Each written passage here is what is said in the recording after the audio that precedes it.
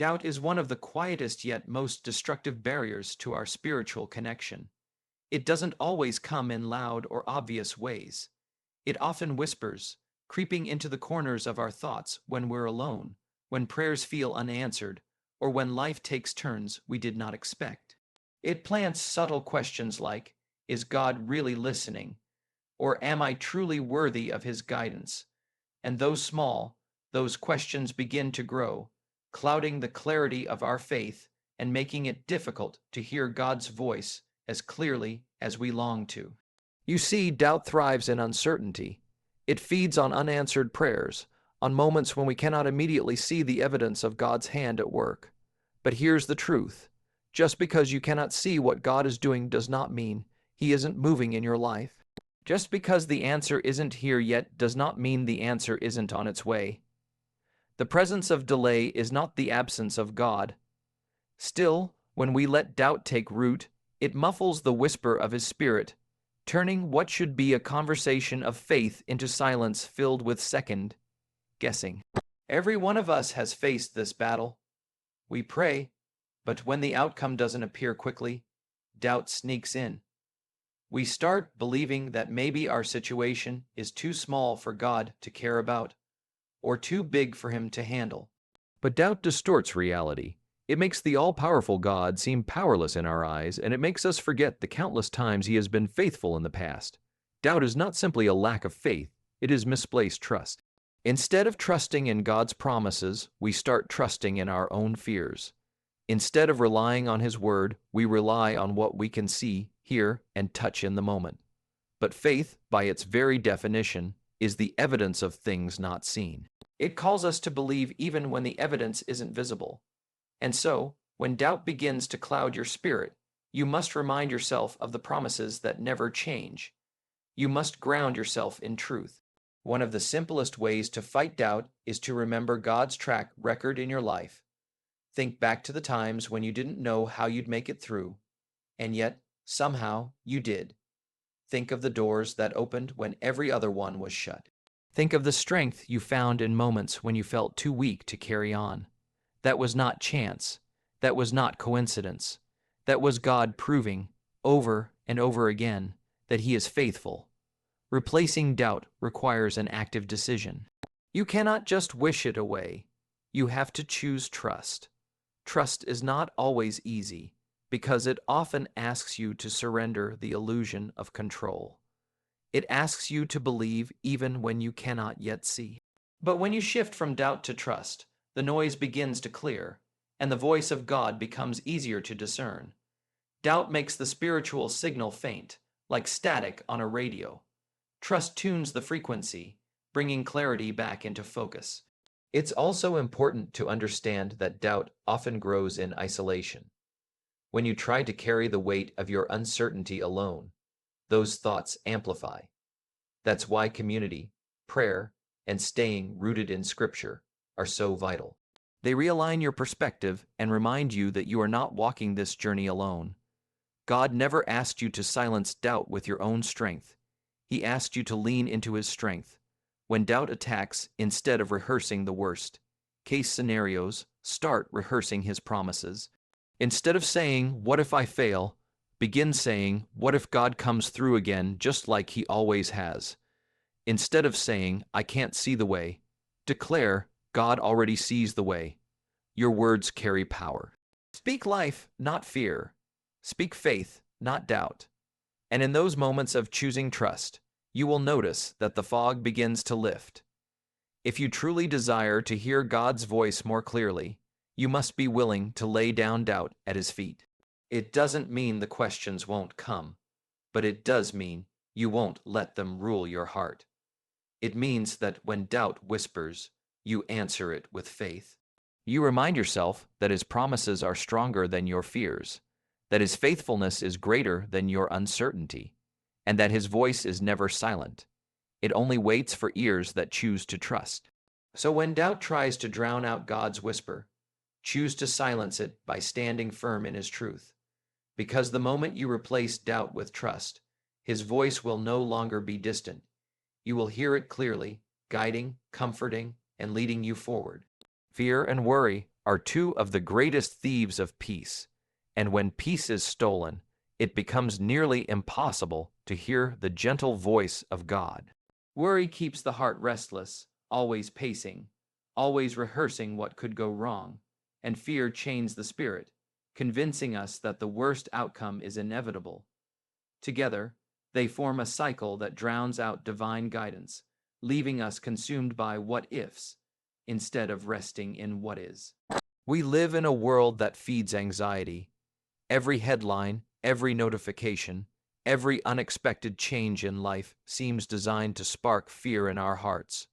And once fear takes hold, it begins to whisper lies. Lies that we are not safe, that we are not provided for, that we are alone. Worry amplifies those lies by playing them on repeat, over and over, until our minds are too noisy to recognize God's reassurance. It's like trying to tune into a soft melody while standing next to blaring speakers of chaos. The music is still there, but it's drowned out by noise. What makes fear and worry so dangerous is how natural they feel.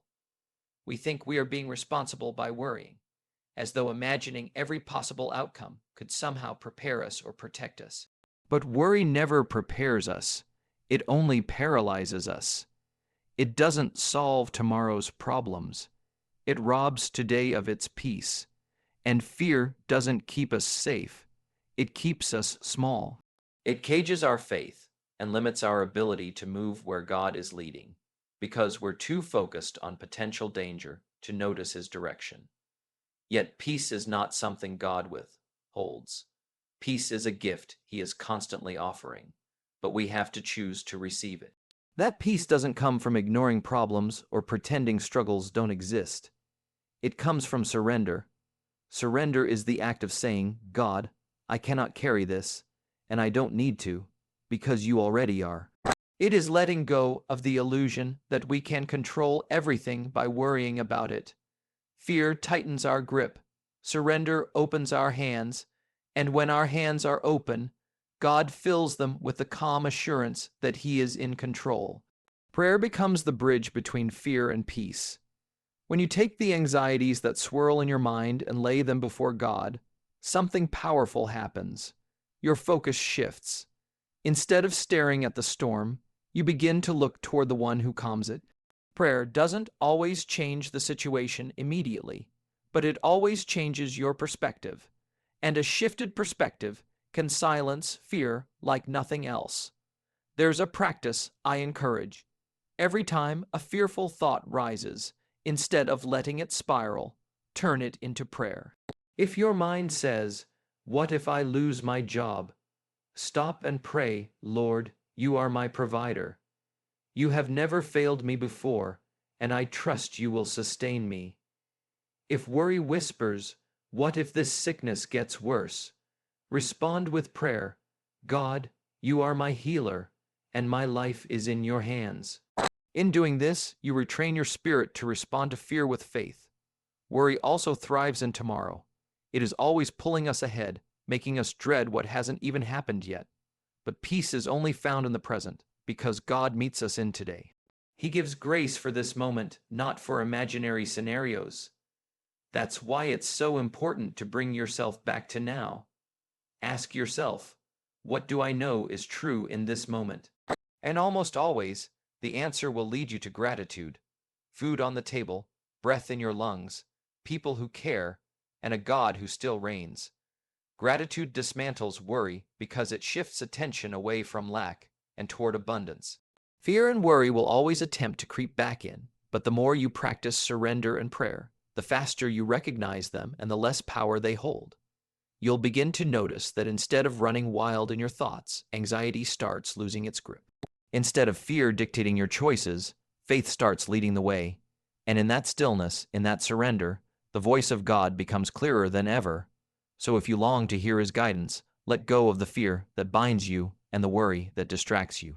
Trade them for the peace He freely gives, and you will find that His voice has been there all along, waiting for your heart to be still enough to listen.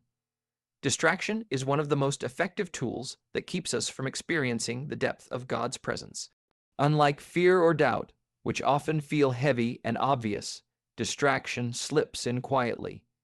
It disguises itself as harmless busyness, endless scrolling, or constant entertainment. It fills the hours but empties the spirit.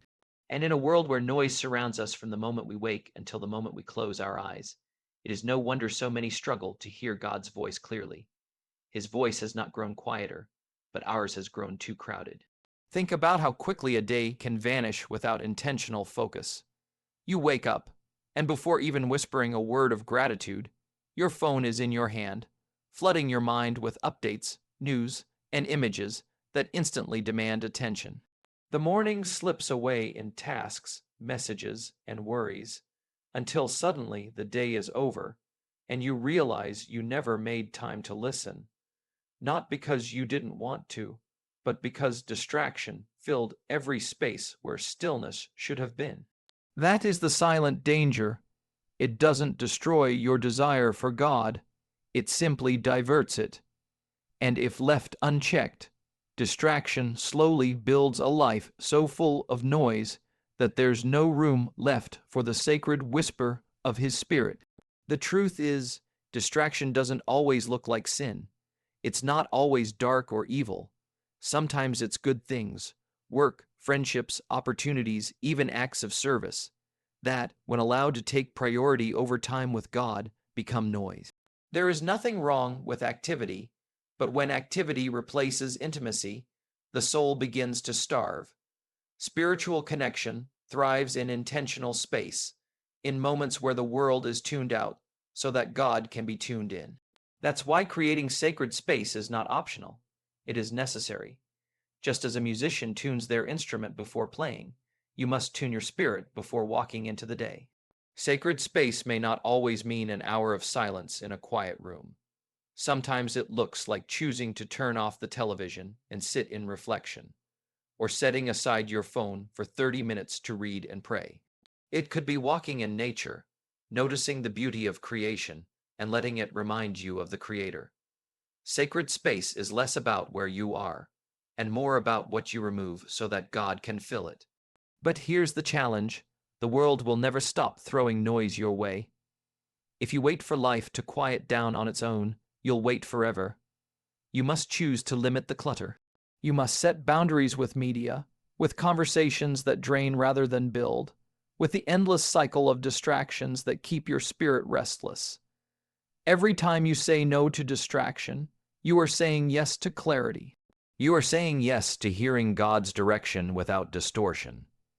There is a reason God often speaks in stillness. Stillness requires intention, and intention reveals desire. When you make room for Him, it demonstrates that His presence is your priority.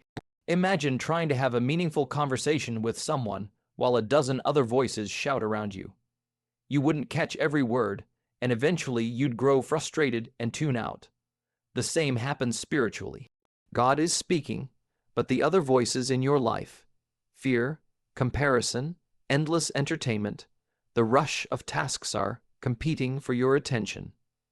If you don't quiet them, you'll miss Him, not because He isn't speaking, but because you're too distracted to notice. Some of the greatest breakthroughs in faith happen in the moments when we are willing to shut out the noise. It is in silence that clarity comes. It is in focus that direction is found. The more space you clear, the easier it becomes to sense His nudges, His encouragement, and even His correction. Distraction doesn't just steal your time. It steals your awareness of His presence. But when you guard your focus, when you prioritize what truly matters, His voice rises above everything else. So if you feel distant, if you feel like God is silent, maybe it's not that He isn't speaking. Maybe it's that the distractions have grown louder than your desire to listen. Choose today to make space, to quiet the noise, to turn down the volume of the world, and you will find that His voice was never gone. It was simply waiting for you to listen. Control is one of the hardest things for us to let go of because deep down, every one of us longs for certainty. We want to know what's going to happen tomorrow, how the situation will unfold, when the breakthrough will come, and what the outcome will be. There's a sense of safety in believing that if we manage every detail, if we plan for every possibility, then maybe we can protect ourselves from disappointment. But here's the truth. control is an illusion. No matter how tightly we grip, life will always present moments beyond our ability to manage. And the more we cling to control, the less room we leave for God's plan to work in our lives. The desire to control outcomes often comes from fear. We're afraid of pain, afraid of failure, afraid of uncertainty, so we try to orchestrate every move. We convince ourselves that if we just work harder, think smarter, and plan better, everything will fall into place exactly as we want it. But what happens when life interrupts the plan? What happens when the door we've been pushing against refuses to open? What happens when all our efforts fall short? That's when frustration sets in, because control was never ours to begin with. The irony is that the tighter we try to hold on, the more anxious and restless we become. Control doesn't bring peace, it brings pressure. We feel the weight of carrying outcomes that were never ours to carry, and it wears us down. We start to believe that we are responsible not only for our own path, but for the paths of others too. And instead of walking in freedom, we walk in exhaustion. But here's the beauty.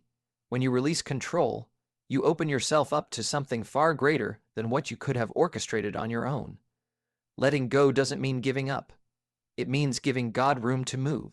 It means acknowledging that His vision stretches farther than yours, that His timing is wiser than your clock, and that His plan, though often unseen in the moment, is always leading you somewhere better than where your control could take you.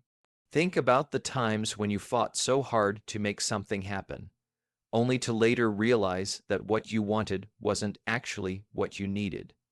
Perhaps that closed door you resented turned out to be protection. Perhaps that delay you dreaded turned out to be preparation. When you're in the middle of it, it feels like disappointment. But when you look back, you realize it was direction. That is what happens when you trust instead of control. You begin to see setbacks not as punishments, but as redirections towards something greater.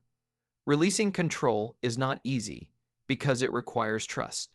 And trust means being okay with not having all the answers right away. It means believing that even when the pieces don't make sense, the one who holds them all knows exactly how they fit together. Trust is an act of surrender, and surrender is not weakness. It is strength. It is choosing to stop fighting battles that aren't yours to fight and allowing God to lead where your hands cannot. One way to practice this is to pause in moments of uncertainty and ask yourself, what part of this situation is actually mine to carry, and what part belongs to God? You will often find that most of what keeps you up at night isn't yours to control at all. Your responsibility is faithfulness, not outcomes. Your role is obedience, not orchestration. When you focus on what is within your hands and release the rest into His, you find freedom. There's also a profound peace that comes when you let go of control. You no longer need to manipulate circumstances or force doors open. You no longer live in constant tension, waiting for your plan to succeed. Instead, you rest in the assurance that His timing is perfect. It may not always be fast, and it may not always align with your schedule, but it is always right. And in that rest, His voice becomes clearer. You're no longer too busy managing every outcome to hear Him. You're finally still enough to listen. If you truly want to experience spiritual clarity, then you must loosen your grip. Stop trying to force life into the shape of your expectations. Stop believing that control is the key to peace. Control will only leave you weary. Trust will set you free. Because the moment you release control, you make space for God's plan, and in His plan, you will always find what your own could never give. Impatience is something we all wrestle with, because as human beings, we are wired to want answers now, solutions now, change now. We live in a culture that has trained us to expect speed in everything. Instant messages, instant food, instant updates. And without realizing it, that same mindset creeps into our spiritual life. We begin to approach God as though He works on our timeline, as if prayer should be a vending machine where the moment we ask, the answer appears. But the reality is, God is not rushed, and impatience blinds us to His process. It clouds our ability to hear his voice because we are too focused on what hasn't happened yet instead of what he is doing in this very moment. The danger of impatience is that it convinces us that waiting is wasted time. We feel like every delay is a denial. Every pause is proof that maybe God has forgotten us. But delay is not denial, and waiting is never wasted when it's in his hands. Waiting is where he shapes us, strengthens us, and prepares us for what's coming. But if our hearts are restless, if we are constantly demanding immediate answers, we miss the beauty of what he's building in the waiting. Think about it this way: when a seed is planted in the ground, it doesn't sprout overnight. There is a process beneath the soil, roots taking shape, foundations being formed, that no one sees. If we stood over the soil demanding the seed to grow faster, we would only grow frustrated. Yet in time, in the right season, the seed breaks through with life. Our prayers, our dreams, our needs often work the same way. Beneath the surface, God is arranging things, aligning circumstances, strengthening our character, and preparing us for what he has planned.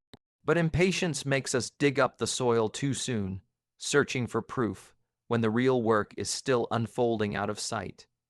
Impatience also tempts us to take shortcuts. When we feel like God is taking too long, we try to create our own solutions. We push doors open that were never meant to open. We force outcomes we aren't ready to handle. And in the process, we end up with burdens that were never meant for us. What was meant to be a blessing can turn into a burden if we grasp it too soon. Timing matters, and God's timing is always wiser than our own. Learning to wait is one of the hardest lessons of faith, but it is also one of the most rewarding. Waiting doesn't mean doing nothing. It means doing the right things while trusting that God is working behind the scenes. It means choosing to worship while you wait, to remain faithful in the small things, to hold on to hope even when the evidence hasn't appeared yet. Waiting refines patience, and patience strengthens faith. And faith is what keeps us aligned with his voice, even in silence. The truth is, impatience is often rooted in fear. The fear that what we hope for won't happen. The fear that time is running out. The fear that God won't come through. But when you remind yourself of his faithfulness, when you remember the times he's come through before, you begin to understand that waiting is not punishment, it's preparation. Every delay has purpose. Every pause has meaning. The waiting room of life is not empty. It is filled with unseen activity, with lessons that will carry you when the answer finally comes.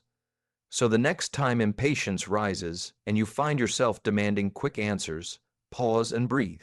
Ask yourself, what is God teaching me in this moment of waiting? What strength is he building in me that I would never gain if the answer came instantly? That shift in perspective can turn frustration into peace, because you begin to trust that even in the waiting, God is working. And when you finally see the answer, when the timing aligns and the breakthrough comes, you'll realize that the wait was not just about the result. It was about who you became while waiting. It was about the patience that grew, the faith that deepened, and the trust that matured. Waiting is not wasted. It is sacred ground where God shapes the soul. So do not let impatience steal your clarity. Do not let it drown out God's voice. For his timing is perfect, his process is intentional, and the beauty of his plan always unfolds right on time. Unforgiveness is one of the heaviest chains a person can carry. It weighs down the heart, clouds the spirit, and becomes a barrier that keeps us from fully experiencing the presence of God. Many people wonder why they struggle to hear his voice clearly, why peace feels distant, why blessings seem delayed, and often the answer lies in a wound that has never been released, a hurt that has never been forgiven. Holding on to bitterness may feel justified in the moment, but over time it becomes poison not to the one who hurt us, but to ourselves. The truth is, unforgiveness doesn't punish the offender. It punishes the one who refuses to let go. We replay the wrong done to us, we rehearse the pain, and we carry it as if keeping the memory alive somehow protects us from being hurt again. But all it really does is keep the wound open. Instead of healing, we keep bleeding inside. And when the heart is weighed down with resentment, it becomes harder to hear God's whisper of peace. His voice may be near, but bitterness drowns it out.